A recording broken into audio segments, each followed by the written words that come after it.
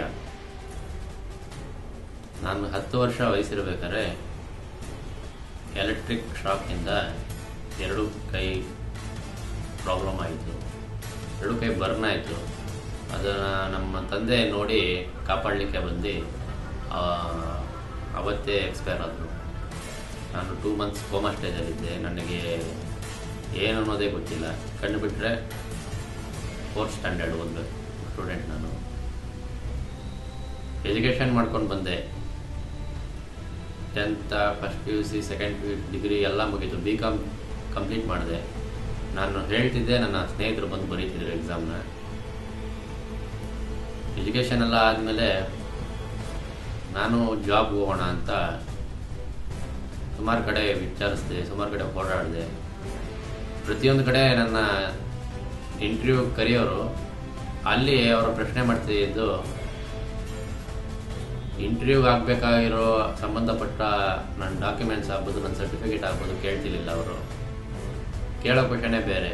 ಯಾವ ರೀತಿ, ನೀನು ಹೆಂಗೆ ಊಟ ಮಾಡ್ತೀಯಾ, ನೀನು ಹೆಂಗೆ ಸ್ನಾನ ಮಾಡ್ತೀಯಾ, ನಿನ್ನ ಜೊತೆಗೆ ಯಾರಿದ್ದಾರೆ, ಈ ರೀತಿ ಕ್ವಶನ್ ಕೇಳೋರು. ಮನ್ಸಿಗೆ ಬೇಜಾರಾಗೋ ರೀತಿ ಮಾತಾಡೋರು. ಫ್ರೆಂಡ್ಸ್ ಮುಖಾಂತರ ಎಕ್ಸಾಮ್ ಎಲ್ಲ ಬರೀತಿದ್ದೆ. ಅದೇ ಫ್ರೆಂಡ್ಸು ನನಗೆ ಒಂದೊಂದೇ ಕ್ಲಾಸಿಗೆ ಕರ್ಕೊಂಡೋಗಿ ನನ್ನ ಸೇರಿಸಿದ್ರು. ಅಲ್ಲೂ ಸ್ಟಾರ್ಟಿಂಗ್ ಹಿಂಗೆ ನಮ್ಮ ಫ್ರೆಂಡ್ಸ್ ಮುಖಾಂತರ ನಾನು ಹೋದಾಗ ಕೆಲವು ಸ್ವಿಮ್ಮಿಂಗ್ ಕ್ಲಾಸ್ಗೆ, ಡ್ಯಾನ್ಸ್ ಕ್ಲಾಸ್ಗೆ, ಮಾರ್ಷಲ್ ಆರ್ಟ್ಸ್ ಕ್ಲಾಸ್ಗೆ, ಜಿಮ್ನಾಸ್ಟಿಕ್ಸ್ಗೆ ತುಂಬ ನಾನು ಕ್ಲಾಸಸ್ಗೆಲ್ಲ ಹೋಗಿ ವಿಚಾರಿಸಿದೆ. ಈ ರೀತಿ ನನ್ನ ಫ್ರೆಂಡ್ ಇದ್ದಾರೆ, ಅವ್ರನ್ನ ಸೇರಿಸ್ಕೊತೀರಾ ಅಂತ ಕೇಳಿದಾಗ ನನಗೆ ಬರೋದನ್ನೆಲ್ಲ ನಾನು ಮಾಡಿ ತೋರಿಸ್ದೆ ಅವ್ರಿಗೆ. ಒಬ್ಬರು ನೆಗ್ಲೆಕ್ಟ್ ಮಾಡೋರು, ಒಬ್ಬರು ಆಯಿತು ನಾನಿದ್ದೀನಿ ಬಾ ಅಂತ ಹೇಳಿ ಸೇರಿಸ್ಕೊಂಡವರು ಇದ್ದಾರೆ. ಈಗ ಪ್ರೆಸೆಂಟು ನಾನು ಡ್ಯಾನ್ಸ್ 1.5 ಇಯರಿಂದ ಮಾಡ್ತಾಯಿದ್ದೀನಿ.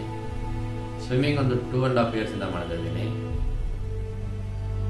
ಸ್ವಿಮ್ಮಿಂಗಲ್ಲಿ ಸ್ಟೇಟ್ ಲೆವೆಲ್ ಆಯಿತು, ನ್ಯಾಷನಲ್ ಲೆವೆಲ್ ಆಯಿತು, ಇಂಟರ್ನ್ಯಾಷನಲ್ ಲೆವೆಲ್ಗೆ ಈಗ ಕೆನಡಾ ದೇಶಕ್ಕೆ ಹೋಗ್ತಾ ಇದ್ದೀನಿ.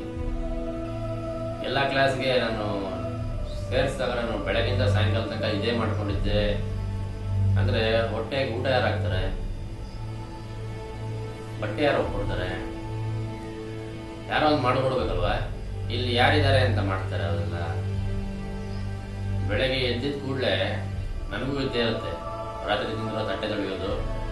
ಬೆಳಗ್ಗೆ ಎದ್ದಿದ ತಕ್ಷಣ ನಾನು ಕ್ಲಾಸ್ಗೆ ಹೋಗೋಕ್ಕೆ ಕಾಸ್ಟ್ಯೂಮ್ ರೆಡಿ ಮಾಡ್ಕೊಳ್ಳೋದು, ಕ್ಲಾಸಸ್ಗೆ ಹೋಗಿ ಬರೋದು, ರೂಟೀನ್ ಮಾಡ್ಕೊಂಡಿದ್ದು. ಅಲ್ದಿರ ಫುಟ್ಬಾಲ್ ಪ್ರಾಕ್ಟೀಸ್ ಮಾಡ್ತೀನಿ ಫ್ರೆಂಡ್ಸ್ ಜೊತೆಲಿ, ಮತ್ತೆ ಕೇರಂ ಮಾಡ್ತೀನಿ.